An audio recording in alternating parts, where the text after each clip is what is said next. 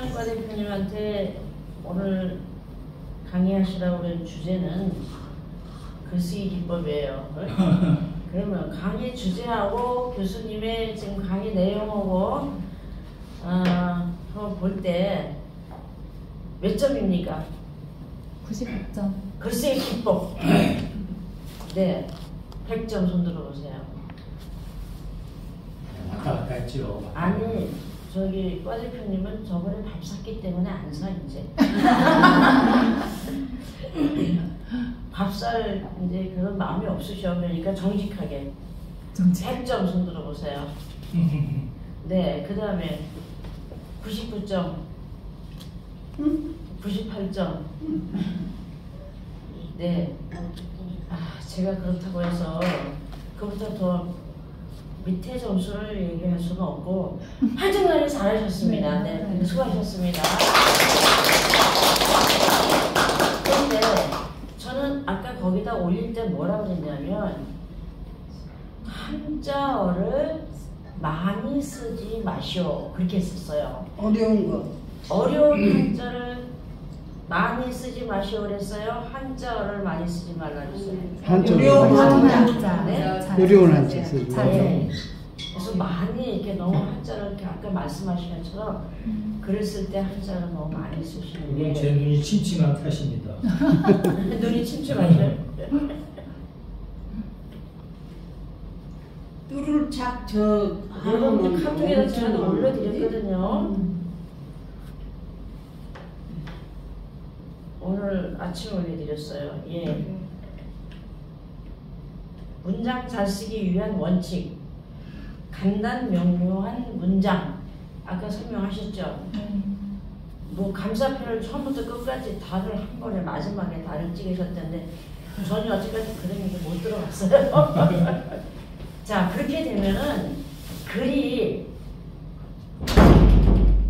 호흡이 길어지는 거예요. 호흡이.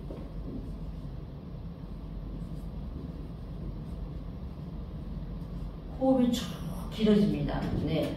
그래서 그래서 뭐 그랬는데 그렇지만 거의 이렇게 접속을 계속 넣어가지고 이렇게 하면 호흡이 길어져가지고 글이 깔끔하지가 않아요. 절대로 그렇게 쓰지 마십시오. 네. 그 다음에 수식어 앞에다 아까는 복음을 가지고 몇 가지 수식어를 넣었잖아요. 그럴 때 수식어를 근데 우리가 아름답고 곱고 화려하고 뭐 이렇게 앞에다 그걸 쫙 써놓고 보면은 내 마음에 들어. 왜냐면 나는 그렇게 표현하고 싶어서 그런 수식어를 많이 쓰지 말라는 거지. 더군다나 겹쳐서 그 말이 그 말이잖아요. 밑에 보면은 어떤 얘기가 있냐면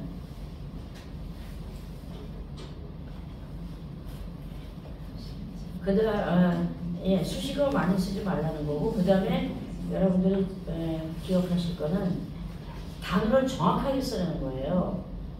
결제가 맞아요? 결제가 맞아요? 네.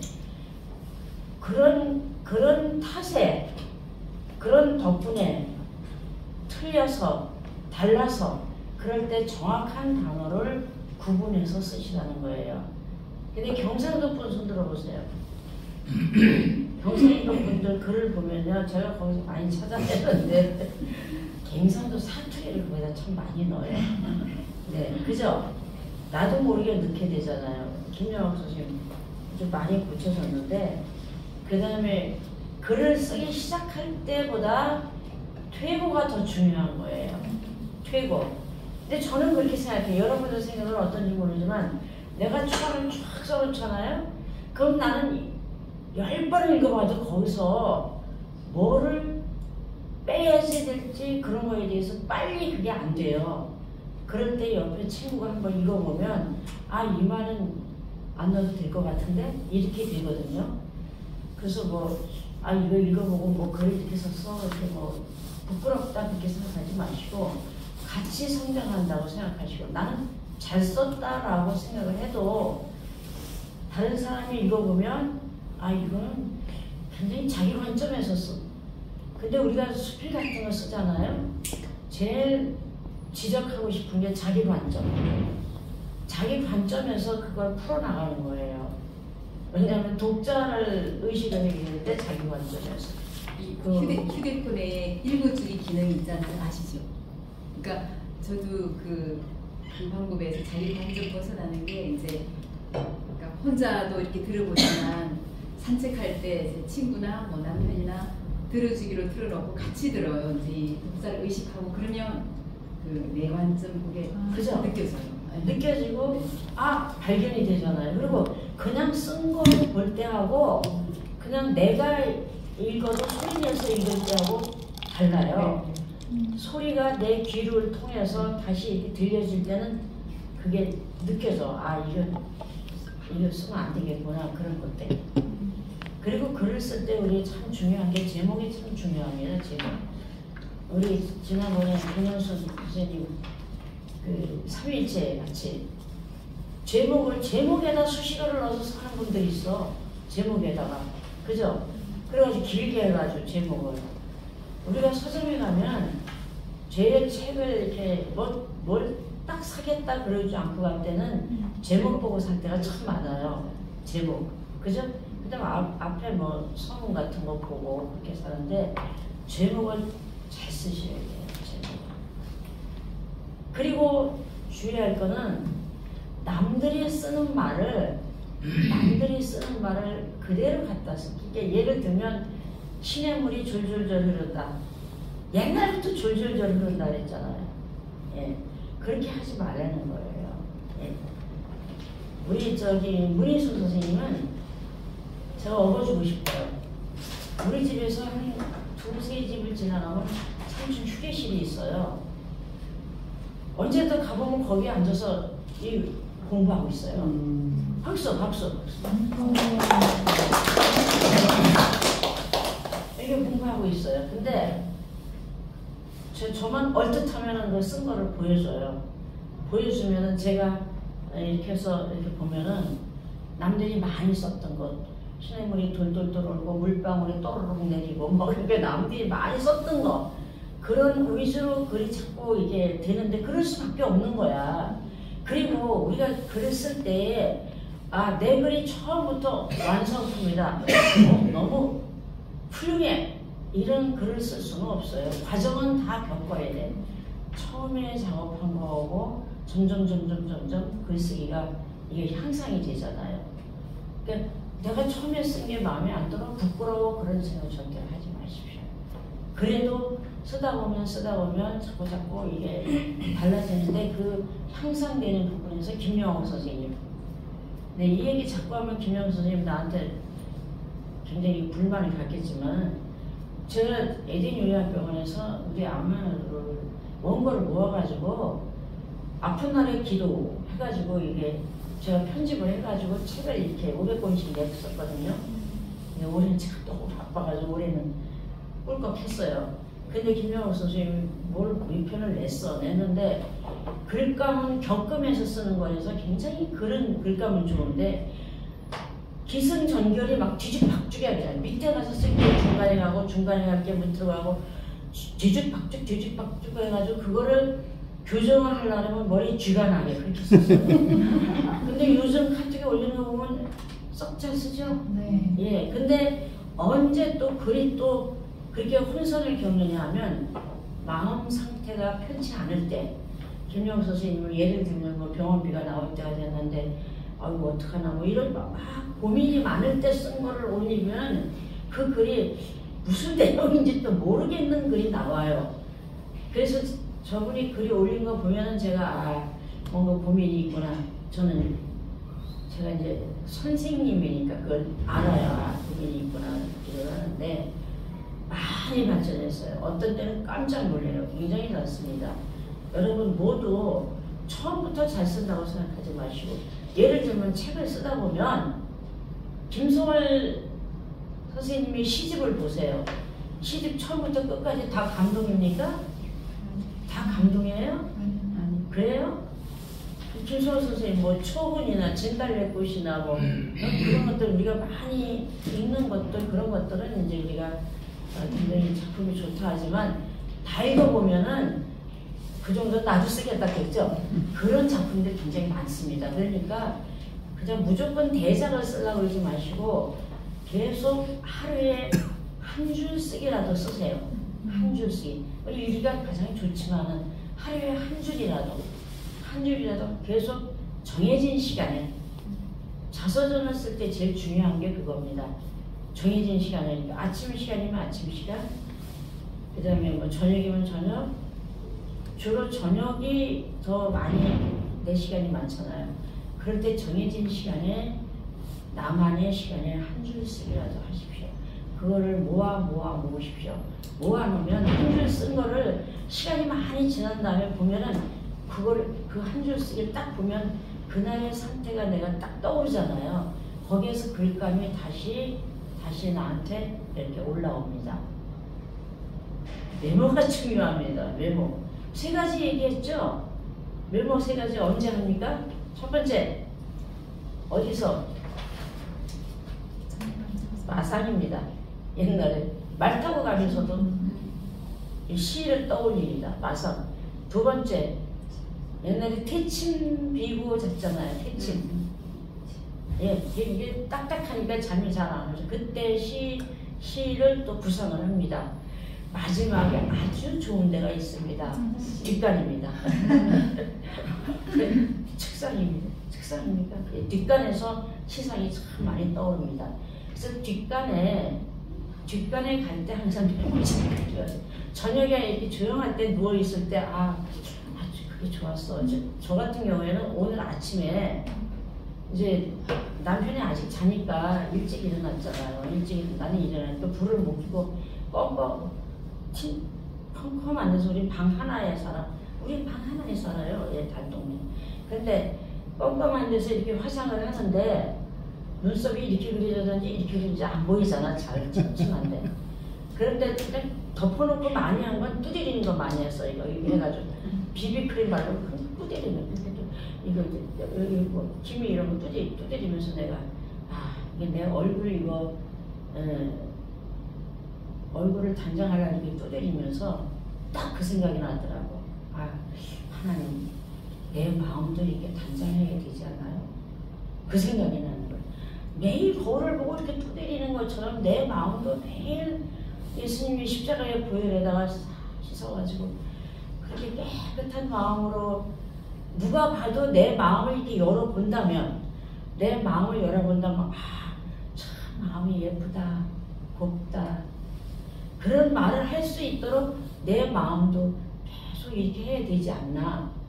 내 얼굴 보고 저기 집사님은 피부가 참 좋아요. 몇 살이에요? 날고 집사님 피부가 참 좋아요. 그러면 제가 절대로 놓치지 않고 하는 말 딱 있어요. 저 올해 76이에요. 진짜 하나님 자랑하지 말라고 그랬어. 내가 꼭 그래, 그지? 꼭 그래요. 나보고 지나가면 내가 이렇게 바르고 지나가면 이제님 피부가 참 좋아요. 그래요. 뭐 그렇지도 않아요. 올해 나이가 76이에요. 그러라고 생각하면 참 한심하다. 그런 사람들이 뭐라 그래요? 어머 진짜예요 그러잖아. 진짜 70년. 어머 내 또래인 줄 알았어요. 그럴 때 저는 엔돌핀이 확 올라와. 맞아. 오늘 제가 아침에 화장하면서 생각했던 내 마음의 화장, 그거를 시로 쓴다면 얼마나 예쁜 시가 나올까. 그죠? 그렇지 않아요? 그런 생각을 하면서 그때 그거를 제가 메모를 딱 해놓으면 안 잊어먹어요. 근데 그 메모할 시간 없으니까 지금 얘기를 이제 다시 여러분들한테 얘기를 하니까 안 잊어먹을 것 같아. 매일매일. 근데 우리가 언제 마음의 화장을 많이 하냐면 잘나고 누웠을 때 많이 하죠. 잘나고. 근데 우리 한우 중에서 시를 쓴 분이 누구냐면 최영림 씨라고. 누워서 기도해도 되나요? 그런 시를 썼어요. 왜냐면 암 환자인데 너무 기운이 없으니까 앉아서 무릎 꿇고 앉아있지 못해. 누워서 기도해도 되나요? 그런 제목. 근데 저도 이 갑상선이 있고 만성 피로가 있어서 그냥 항상 잘나고 불어넣어서 기도를 많이 해요. 그때 꼭 하는 기도가 뭐야? 오늘 밤에 하나님께서 나를 데려가신다 하더라도 나의 이 모든 이 죄들을 다 하나님 깨끗하게 해주시고 그 기도를 꼭 하게 되잖아요.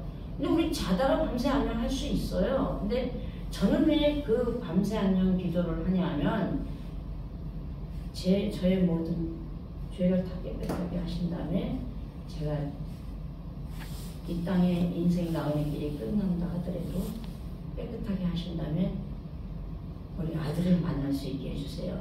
그래서 그 기도가 꼭 들어가요. 꼭 들어갑니다. 깨끗하게 해주세요. 깨끗하게. 저의 이 주문 같은 죄 이거를 보지 마시고 예수님의 십자가에 보혈로 해서 여러분들이 항상 주장하는 거는 메모지를 가지고 다니시는 거예요. 일본 사람들이 메모지를 제일 많이 가지고 다닌다고 해요. 메모지. 근데 제가 여행을 참 많이 했는데요. 여행을 많이 했는데 메모가 가지고 다니면서 막 적어요. 계속 적다 보면 우리 집에 가보면 수첩이 이렇게 쌓여있어. 그랜드 캐년 갔어. 이렇게 쌓여있어. 그랜드 캐년 가서 서쪽에서 가서 볼 때 틀리고 또 동쪽에서 볼 때 틀려. 레스베가스에서 막 거기 사막을 달려서 그 무슨 추리야 그게? 그 무슨 추리지 나무? 그 나무는 절대로 물이 없어도 사는 나무예요.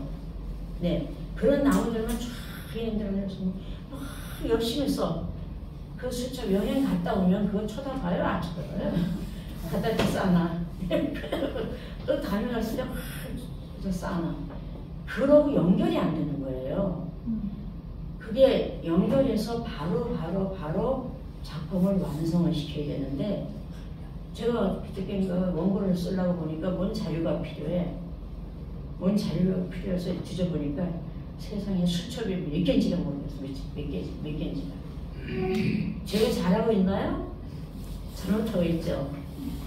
여러분들 자료를 메모했을 때는 자료가 연결이 될 수 있도록 바로바로 글로 완성을 했으면 좋겠습니다. 특별히 수필 쓰시는 분들 더 그래요. 수필 쓰시는 분은 제가 아침에 이렇게 방에서 이렇게 일어나면 우리 방에서 창문에 빛이 쫙 들어오면 가슴이 싹 치유가 되면서 어디가 떠오르냐면 그 멕시코에 바야르 따라 해변이 떠올라요. 안 가보셨죠? 제가 여행 길이 많이 했어요. 바야르 따라 해변을 가보면요. 바다인데 바다 이쪽 끝과 바다 이쪽 끝을 막아놨어요. 그러니까 외부인은 거기 못 들어와요. 그러니까 굉장히 긴 바다인데 근데 못 들어와 외부인은. 그래가지고 그 바야르 따라에서 그 안에 이제 별장이 있는 사람들만 이제 거기를 활용을 하는데 연세가 많은 할아버지들이 이게 머리가 하얘는 분들이 다니면서 벌써 해변에서 이렇게 일광욕하고 막 그러는데 이제 우리 남편하고 아들하고 셋이 가서 2주인가 갔다 왔어요. 갔다 왔는데 바야르 따라에 대해서 그 글을 너무 쓰고 싶은데 인터넷에 검색해도 없어요. 그때 내가 분명히 메모를 했거든요. 그것만 있으면 쓸 수 있는데 그거 어디 갔는지 못 찾겠어. 그 메모해 놓은 거예요. 그래서 중요한 건 첫째 뭐요? 메모. 두 번째 완성을 시키십시오. 네, 그렇게 하시면 여러분들이 곧 시가 100편이 되고 수필이 100편이 되고 여러분들은 부자가 될 것입니다. 네. 작가에 대해서 여러분 어떻게 생각하세요? 그 얘기만 할게요. 작가에 대해서 어떻게 생각하세요? 공장님이 뭐랬어요? 시 300편이면 사무사라 그랬죠? 예? 사악함이 없어요. 작가들은 사악함이 없습니다. 예. 그죠? 여기 계신 분들은 다 사악함이 없는 선하신 분들입니다. 그래서 사랑합니다. 자, 지금부터 이게 사족이 너무 길어. 내가 이게 문제야. 자, 30분까지 쉬시고 마무리 수업하겠습니다. 30분까지. 이제 배도 부르고 그러니까 이제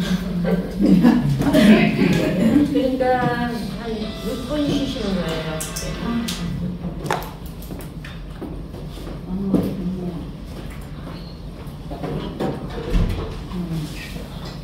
차렷. 우리 한양자 언니는 만으로 80 하나? 마음으로 80. 만으로 80. 어우 1년에 어떻게 1년씩이나 늙죠. 예. 왜 이 책을 좋아하셨는지 내가 마이크 대고 저희 녹음되게. 이 책을 읽어보니까요. 원교 교수님에 대해서 그 가족에 대해서 자세하게 나와서 그걸 열심히 읽어봤습니다. 제목부터 이야기해요. 책 제목부터.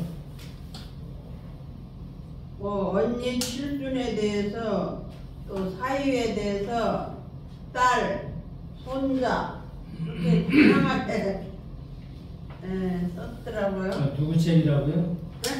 누구 책? 책 제목부터 이야기하고. 취향이 머무는 대청마루. 아, 이만 하겠습니다.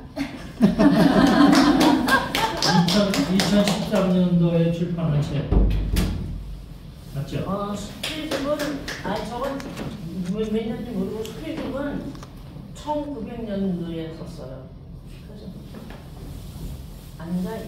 하여튼 30년 전에 난 스킬집을 썼어요. 근데 저 시집을 여러분들이 보실 기회가 있어 보시면 자전적 시예요. 다 가족 이야기. 그다음에 뭐 친례 드린 분들 결혼 축시를 좀 많이 했어요. 우리 아들 결혼식 때도 내가 축시했죠. 침내 준 사람들이 예, 침례 받을 때 침례 축시만 쓴 걸로 해서 한 거는 나올 거예요. 그 뒤로도 계속 했으니까. 자, 주역에 보면 산지박 괴의 그림이라는 게 있습니다. 그게 뭐냐면 내용이 절망, 역경 그런 상황을 보여주는 상징적인 글인데요. 나뭇잎이 모두 떨어지잖아요. 모두 떨어지고 그 다음에 가장 끝에 하나 달려있죠. 감 하나 달려있죠. 그거를 작품 속에 남아있는 마지막 과일을 시과실이라고 했어요. 그거를 뭐라 그랬냐면 석과불식이라고 합니다. 이거 반장이 이런 거 지우는 건데 아우 반장은 우리 어디 갔나 봐.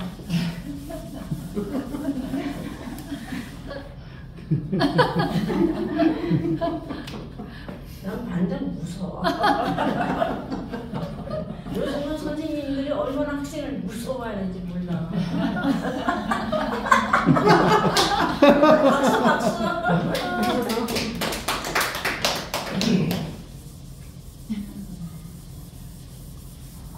제가 목회할 때 가장 힘든 게 항상 있었던 현상이 앞에 사회자가 말을 하고 나면 이제 마이크를 내리는 거야.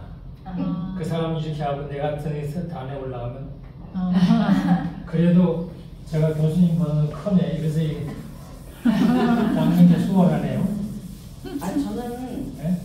그 에덴교회에서 승례를 받으시면 축시를 거의 즉석에서 써서 축시에 낭송을 하잖아요. 그러면 교회 그 교탁에 이렇게 있잖아요. 다 가려 내 얼굴이. 그래가지고 그러면 그 박기창 장로님인가 그분이 내가 나가기 직전에 가서 어디 가서 이렇게 발판을 갖다 놔 이렇게. 그래서 조그만 게 없으면 큰 걸 갖다 놔. 이렇게 올라갈 때 얼굴이 보여야 되는데 아니 키가 조금만 커서 그러면 지석구 씨한테 시집당 네, 하여튼 작은 게 좀 불편해.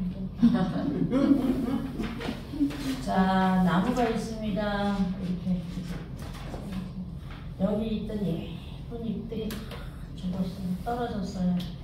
감이 있습니다. 이제 네. 나무가 있는데 여름에 파랗게 다 있었는데 다 떨어지잖아요. 이게 뭐야? 다 벗어버리는 거예요. 많은 의미가 있습니다. 이 속에 많은 의미가 있어요. 어디에 나오는 거라고요? 주역을? 주요. 주역을 왜 외우시냐면 주역 치료를 합니까?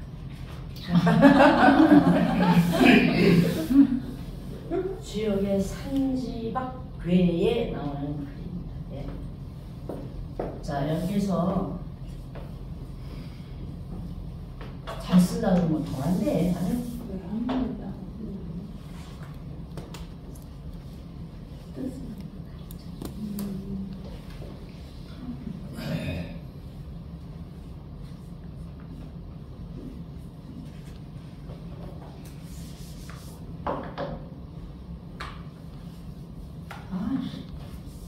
미끌미끌해가지고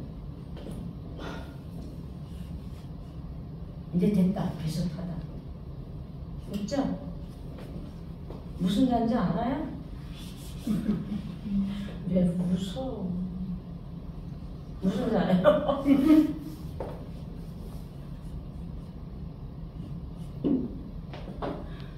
석화불식입니다. 이 불자가 너무 어려워. 어떻게 하면 사람 대가리 같은 석화불식인데 이게 이제 우리가 그냥 이 한자를 풀면 클석자예요. 이게 클석자인데 여기에서는 씨앗이라고 해석을 해야 돼요. 씨앗.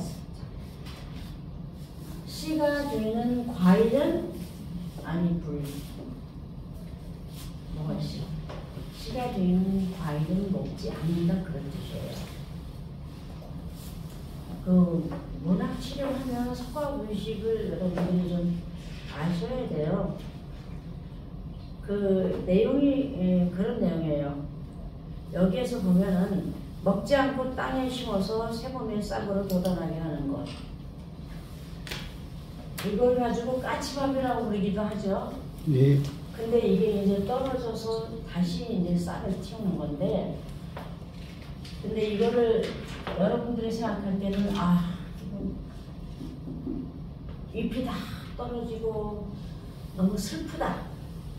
그럼 이거 끝이니까 이거로 끝나요? 끝나지 않아요. 어떻게 이어지냐면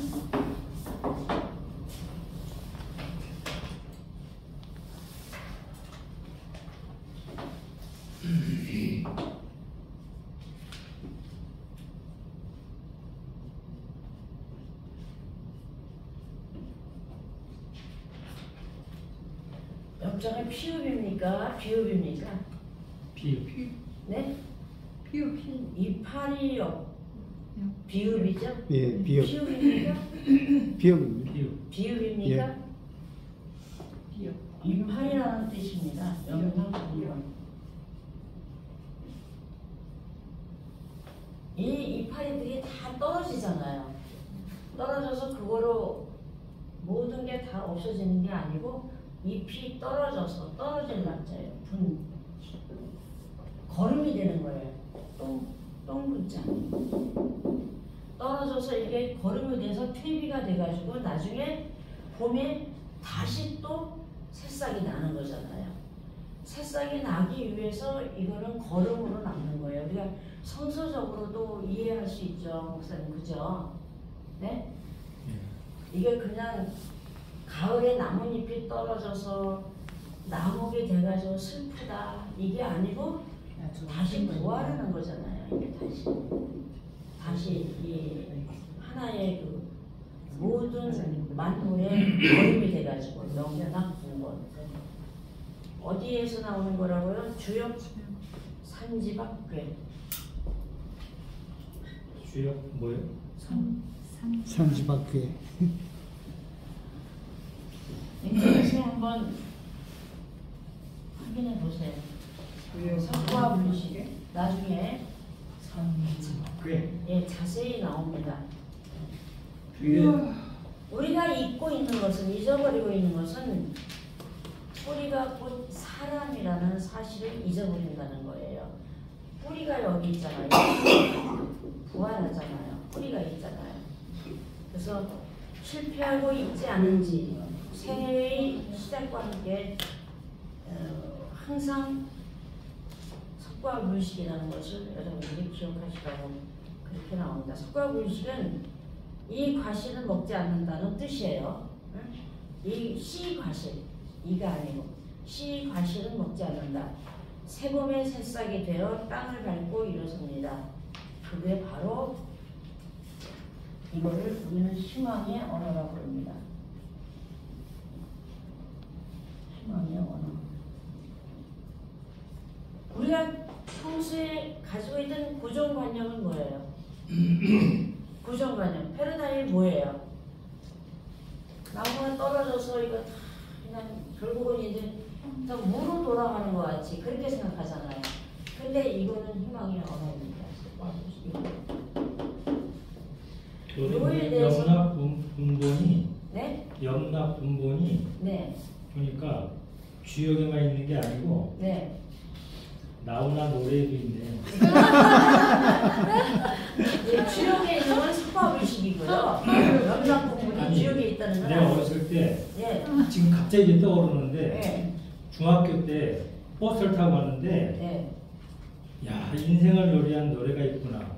근데 그게 72, 73년도 기억되는데 그때는 버스 타고 다니면 버스 기사가 듣고 싶은 걸 다 들어야 되잖아요. 승객들이. 그렇죠. 근데 나오나 노래인데 낙엽이 가는 길이라는 노래가 있어요. 나중에 한번 유튜브 보세요. 그러면 이 지금 염납 분본의 그 내용이 그 가사에 있어. 아, 그게 떠오르네 갑자기. 주역에만 있는 게 아니에요. 목사님이 저런 얘기를 하는 걸 보면은 참 대단하시죠. 뭔가 이렇게 조는 사람 깨우라고. 나 지금 졸다가 나오고 내가 좋아하는데 막 이렇게 나오는데 제가 아침에 왜 화장을 하면서 내 마음에 화장을 하고 싶다라는 생각을 하면서 동시에 떠오르는 노래가 있었어요.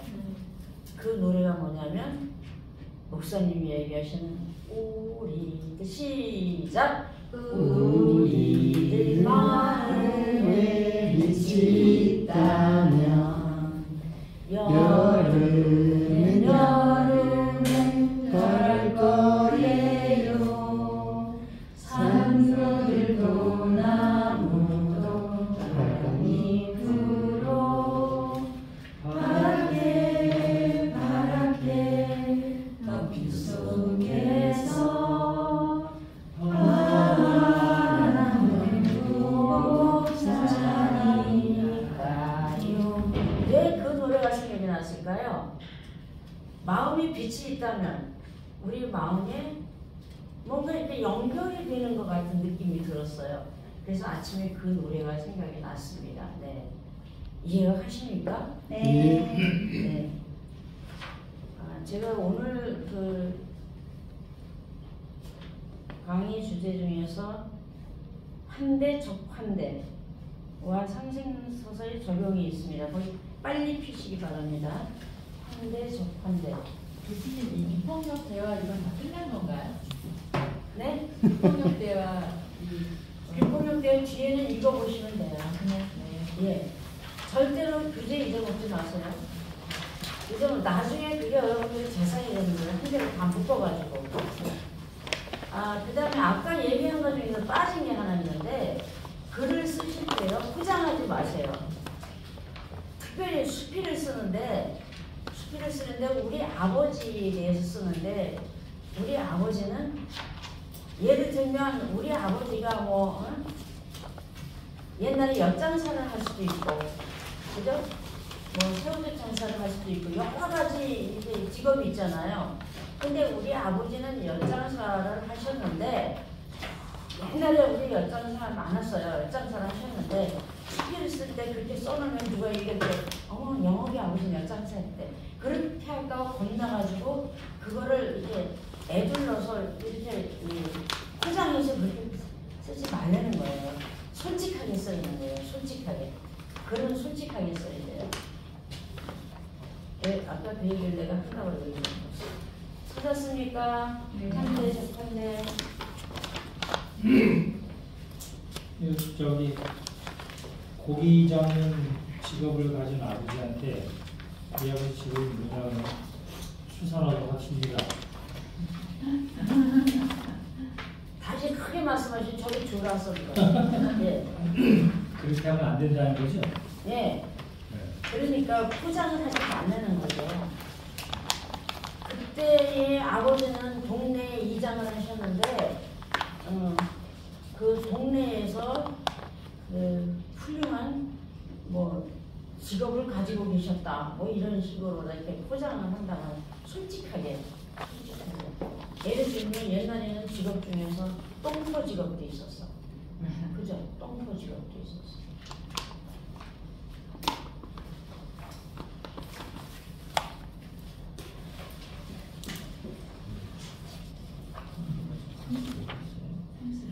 네. 35페이지 펴시기 바랍니다.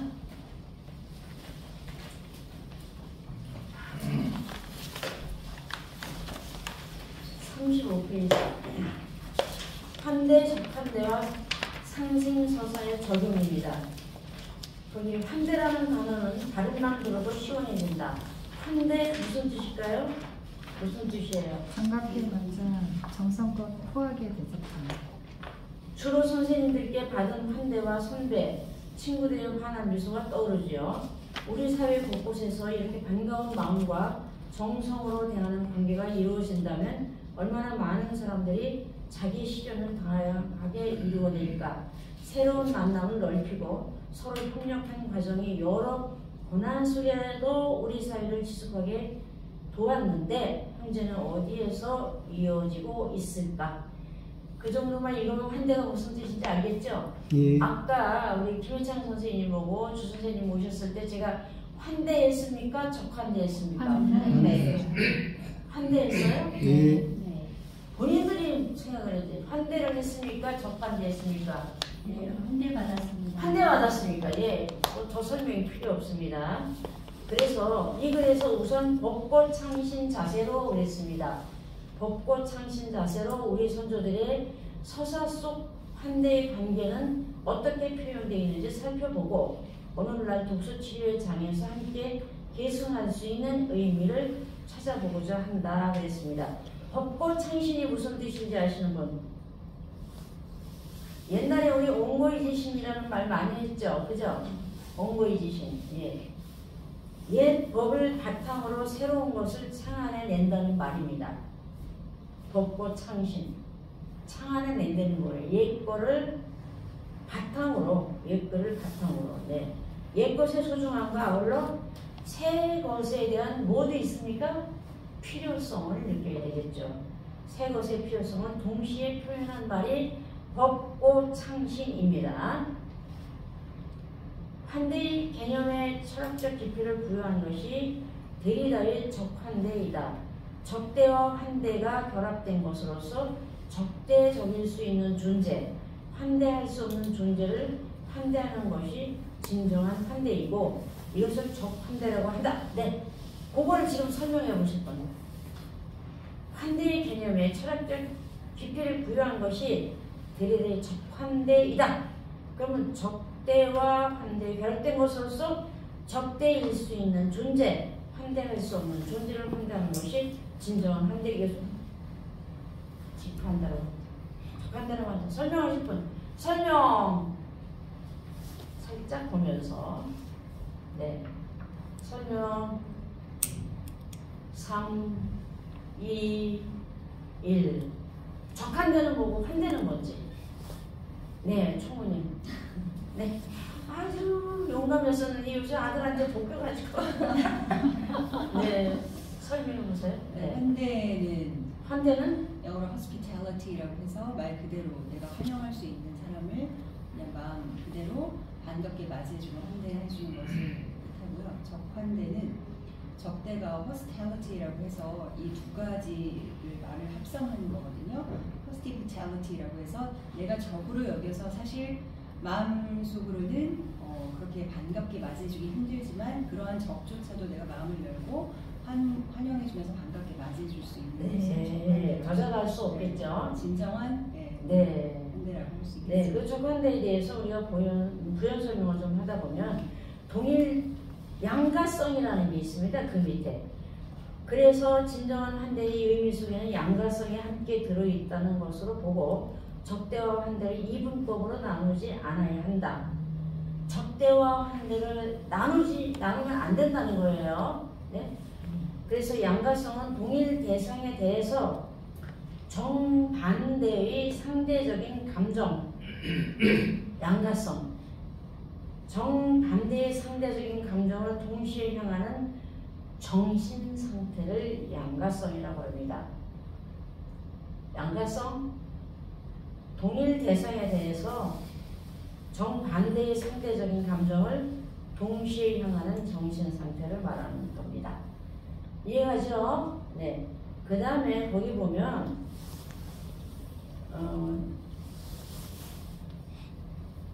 이분법적 사유 자체를 해체하고 경계를 넘어서 척한대 개념으로 통합해야 한다는 것이다. 물론 인간의 불완전성으로 인해 이런 적한되는 미래를 향해 계속 확장시켜 나가야 하는 개념이라고 개념이고 소망이다. 있습니다. 이분법 뭘까요? 이분법 하나의 개체나 세포가 무성 생식에 의해서 두 개로 분열되는 게 이분법입니다. 평소에 알고 계시죠? 근데 갑자기 대답하라 그러면 그래서 논리적 구분 방법이라고 생각하시면 됩니다. 이분법 논리적인 구분 방법. 네.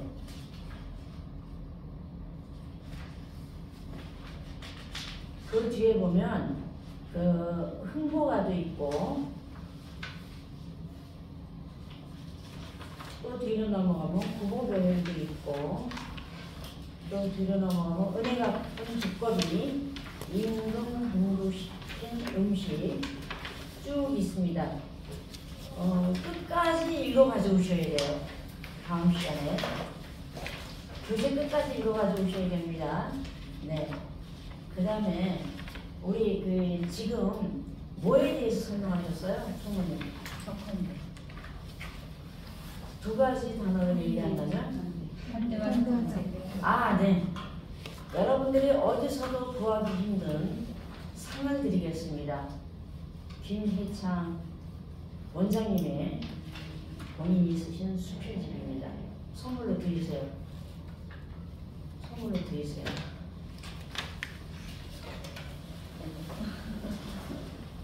이거는 읽어보시면 정시리즈한테 빌려주세요. 자, 박수.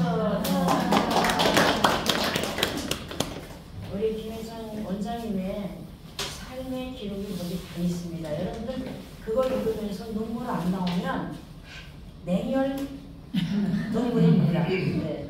읽어보시고 또 이렇게 빌려드리고 그렇게 하시기 바랍니다. 다음 시간에 뭐를 해오라 그랬어요? 무조건 끝까지 다 읽어오는 겁니다. 그 다음에 다음 시간은 지난번 7강 때 제가 강의를 해야 되는 강의인데 그날 결석생들을 배려해서 바꿨습니다. 바꿔서 다음 시간은 9강인데 7강으로 넘어갑니다. 청소년 마음 열기, 학교폭력 예방, 그 다음에 교수법과 교수 이론 익히기가 있습니다. 그래서 그 역할극 시연 아직 안 한 팀 있죠? 빨리편님 역할극 시연 안 한 팀 2분 다음 시간에 꼭 하시고요. 그 다음에 제가 우리 총무님하고 한 거는 그러면 그 시연 아닌가요? 그거 아닌가요? 물어보는 거에 뭐라고 대답을 해야 될까요? 5분에는 오답이 없죠. 그죠? 그게 무슨 시연이 아니라고 말을 하면 뭐래요? 그러니까 한 번 더 해야 된다는 말씀이죠? 짝꿍하고 하라고요. 저 남의 딸하고 했으니까 이쪽 둘이 짝꿍끼리 하라고요. 뒤로 돌아, 뒤로 돌아. 둘이 이게 짝꿍이잖아요. 짝꿍끼리 하라고요. 다음 시간에 그 다음에 다음 시간에 교수법 수업과 교수 일은 총무 박희정 선생님의 교수님의 강의가 있겠습니다. 기대하시기 바랍니다. 우리가 지금 진도가 막 빨리 나가고 있죠. 그 다음에 11월 27일 날 표선수 교수님이 오십니다. 11월 27일 날 표선수 교수님 오시고 과 대표님은 그거를 우리 카톡방에다 올려주세요. 구채경 선생님 그날 보고 싶어 하니까. 근데 병원에 그때 있는지 없는지 잘 모르겠어요. 그 다음이 힐링 영화 감상 및 감상문 쓰기입니다. 여러분들이 각자 영화를 보시고 감상문을 써가지고 오시는 게 과제입니다. 언제까지냐고요? 12월 12일까지입니다. 12월 11일 10일간까지는 과제들을 싹 다 내셔야 돼요. 그날 시험 본 거하고 과제하고 다 제가 이렇게 모아서 합니다. 네. 그동안에 과제 내드린 거 해오신 분 손 들어보세요. 해오신 분, 해오신 분. 어떻게 하시려고? 왜 이해 선생님은 그렇게 잘해오고 왜 안 하는 척해요?